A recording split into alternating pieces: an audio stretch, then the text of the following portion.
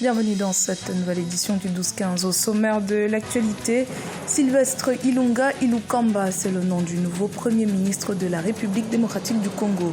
Une nomination actée ce lundi 20 mai par le président Félix Tshisekedi qui met fin à 4 mois d'attente. Le Cameroun célébrait ce lundi 20 mai le 47e anniversaire de l'unité nationale, cérémonie qui a été marquée par le traditionnel défilé militaire dans la capitale Yaoundé, présidé par le chef de l'État Paul Biya. Une fête placée sous le sceau de la diversité. Et puis la baisse de la production de cacao au Ghana sur la période 2018-2019 ne devrait pas modifier les prévisions de l'Organisation internationale du cacao.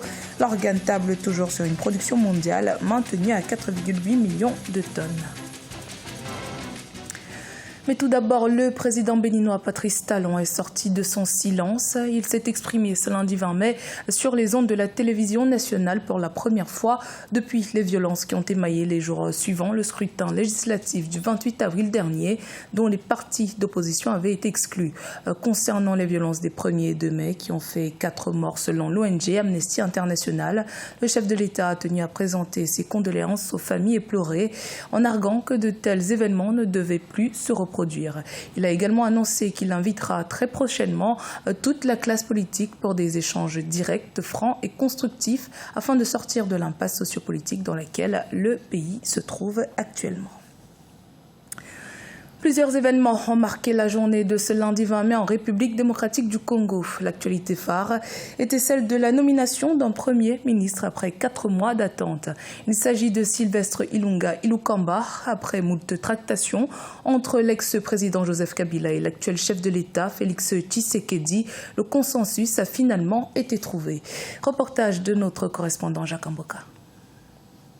4 mois après son investiture, le président Félix Tshisekedi a nommé ce lundi 20 mai son premier ministre, âgé de 72 ans, 4 fois vice-ministre et 2 fois ministre sous le régime du maréchal Mobutu et actuellement directeur général de la Société nationale des chemins de fer du Congo. Il s'appelle Sylvestre Ilunga Ilukamba. Le président de la République tout à l'heure, en me recevant, a esquissé ce qu'il considère comme les secteurs importants pour l'action du gouvernement, c'est le social. Bien sûr, la priorité dans un pays post-conflit comme le nôtre, c'est la sécurité et l'instauration de la paix. Dans cette journée très mouvementée où tout est allé très vite, le chef de l'État a reçu quelques instants avant l'annonce du nom du nouveau Premier ministre la lettre de démission de Bruno Tshibala, l'homme qui a dirigé le gouvernement les 2 dernières années, désormais ex-Premier ministre, s'est dit avoir accompli sa mission.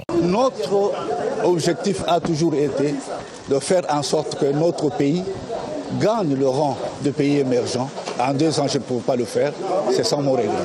Mais sinon, je suis heureux d'avoir accompli ma mission. Vu la configuration de l'Assemblée nationale dominée par le Front commun pour le Congo, la famille politique de l'ex-chef de l'État sera majoritaire des portefeuilles. Du côté du président Tshisekedi, on se félicite du choix de Sylvestre Ilunga, car répondant au profil cherché par le chef de l'État, notamment ne pas être trempé dans les dossiers des crimes économiques ou des droits de l'homme.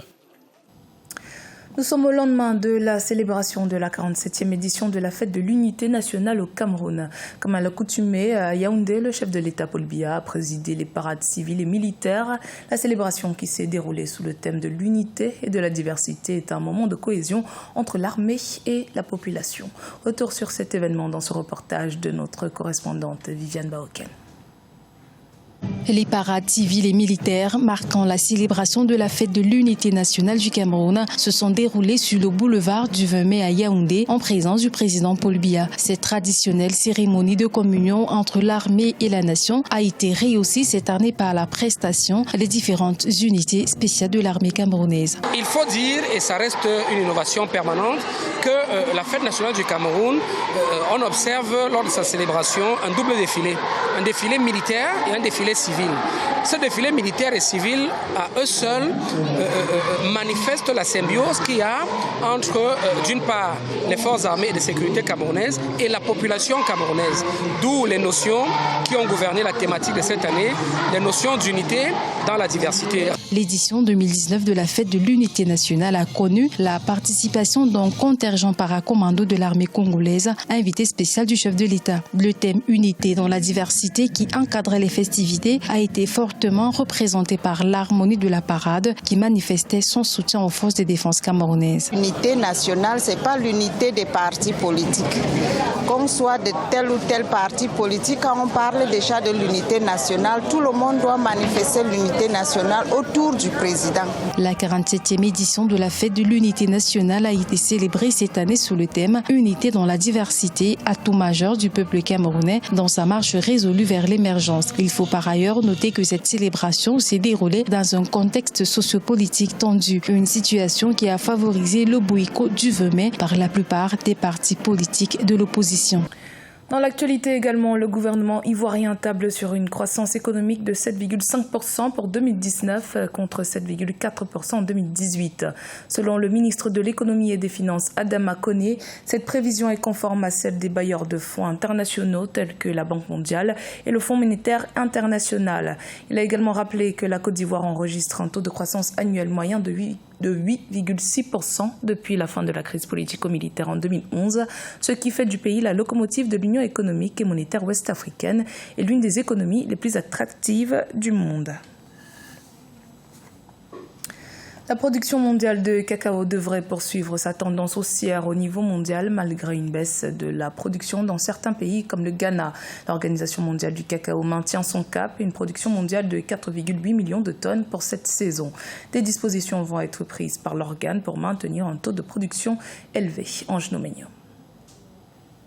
La production du cacao au Ghana a enregistré une baisse de 6% au cours de la campagne 2018-2019. Provoquée par un manque de pluie et la maladie du Southern Shoot, cette baisse de production devrait ramener la production totale de cacao à 850 000 tonnes en 2018-2019 contre 900 000 tonnes anticipées. Il est vrai que le Ghana a été fortement touché par le Southern Shoot. Le Cocobot, de manière volontariste, a procédé à des campagnes d'arrachage et de replantation. Nous pensons effectivement que certaines baisses qui pourraient se concrétiser au Ghana seront compensées par des productions supérieures ailleurs, dont la Côte d'Ivoire, dont peut-être le Cameroun, dont peut-être certains pays d'Amérique latine. La Côte d'Ivoire, premier producteur mondial, devrait quant à elle atteindre 2,2 millions de tonnes cette saison. Une production record qui a permis d'augmenter le revenu brut global des producteurs de 28,6% à 2013 milliards de francs CFA durant la campagne 2016-2017. J'ai dit, nous maintenons effectivement une production à la hausse pour la Côte d'Ivoire. Nous n'avons pas entendu parler de problèmes spécifiques de qualité. Pour le Ghana, oui, un tassement, peut-être une réduction. Il est un peu tôt pour se prononcer définitivement sur ce qui n'est qu'une récolte intermédiaire.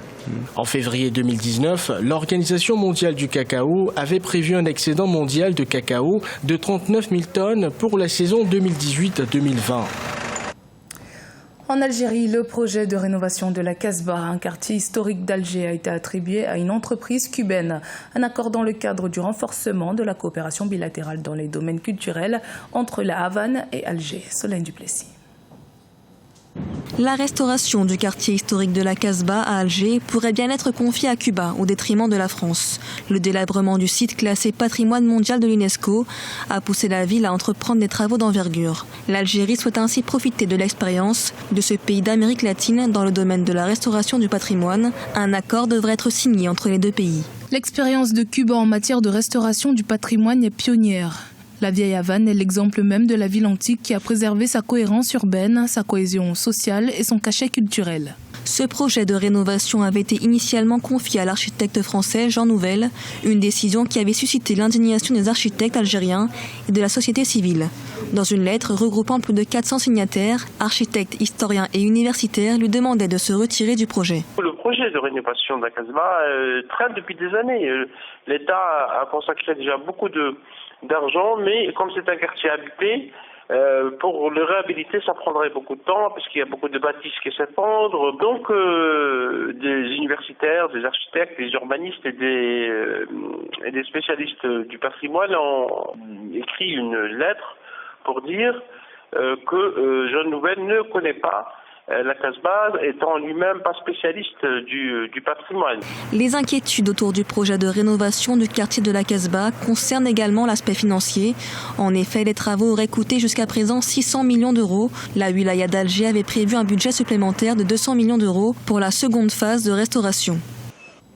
C'était le journal de la rédaction. Merci de votre fidélité. Dans un instant, une nouvelle édition de l'actualité sur Africa 24.